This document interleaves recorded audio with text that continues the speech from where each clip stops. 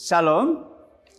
Kula Pendeta Kristanto Diwitomo saking GKJ Simo kepareng badhe ngandharaken renungan padintenan Sabda Winedar Sinode Gereja-Gereja Kristen Jawa.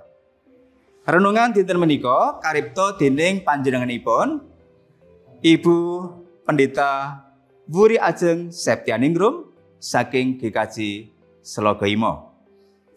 Wondene jejer renungan dinten menika kakiyataning Allah versus kawicaksanan manungsa. Waosan kabedhetaken saking serat setunggal Korinto kalih ayat ingkang kaping gangsal. Mekaten surasipun, supaya pracayamu aja gumantung marang kawicaksananing manungsa nanging kakiyataning Allah.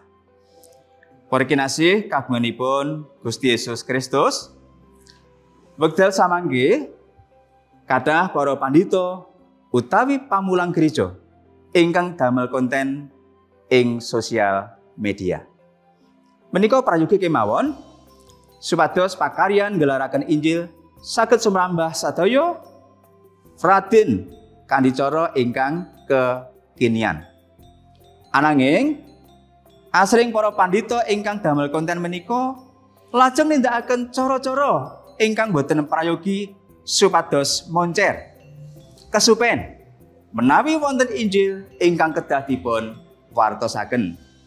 Pramila lajeng asring kelampahan wonten gereja-gereja ingkang cerah awit pamulangipun sami jor-joran supados moncer kanthi ndawahaken sesamining pamulang. Utawi pasamuan wonten ingkang pindah gereja awit rumaos boten srek kalian kawontenan pamulangipun ingkang kados mekaten. Para kinasih kagunganipun Gusti Yesus Kristus, Rasul Paulus ing setunggal Korinto kalih memulang dumateng kita supados namung gumantung dumateng kakiyataning Allah sanes kawicaksananing manungsa.